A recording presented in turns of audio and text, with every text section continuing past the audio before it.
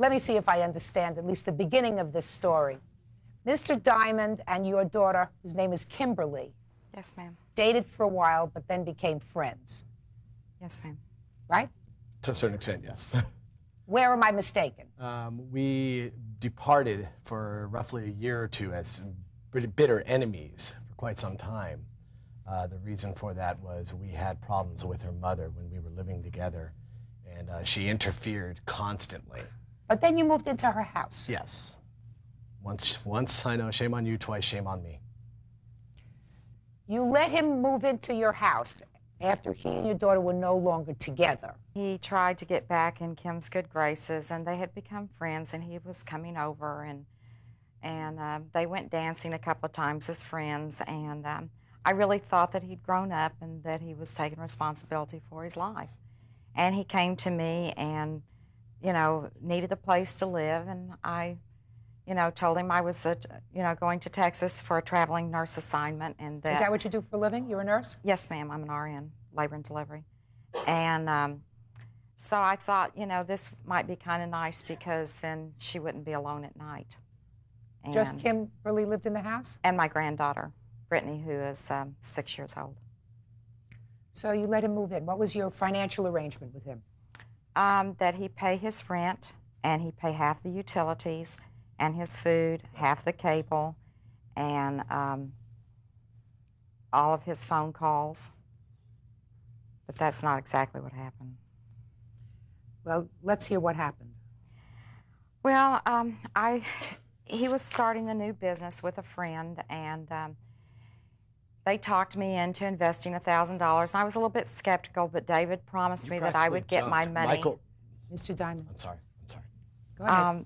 Promised me that I would get my money back, you know, that I wouldn't have a problem, and it looked pretty decent, you know, and I mean, he just swore up and down that I would, you know, I wouldn't lose my money.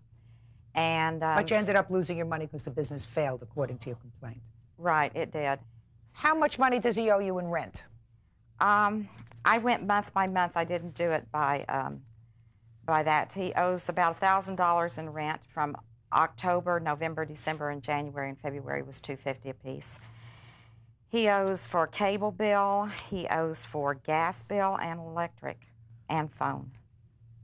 How much is all of that together? And $1,000, and then I loaned him money. I've got the checks here, and it all comes to $5,736. Well, if you've got the checks, did he pay you? No, he stopped payment on some of them. Can I see those checks where he stopped payment? Note the date on those, please, Your Honor.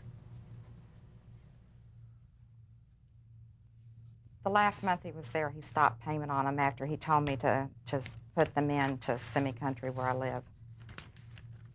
And then I had to go make the $200 payment to cover the checks that he stopped payment on. Oh, this was a $650 amount of money that is your check to him for a loan, and Yes. another $200 loan Plus made the out to FedEx. David. Yes, ma'am. Did he ever repay these loans? No, ma'am. He always gave me a con story that he owed his family money and that he had to pay them back first, and then he'd get around to paying me, but it never came. So this is for the rent, and these other amounts Right. for his rent. This alone is almost $1,000, these Yes, ma'am. loans.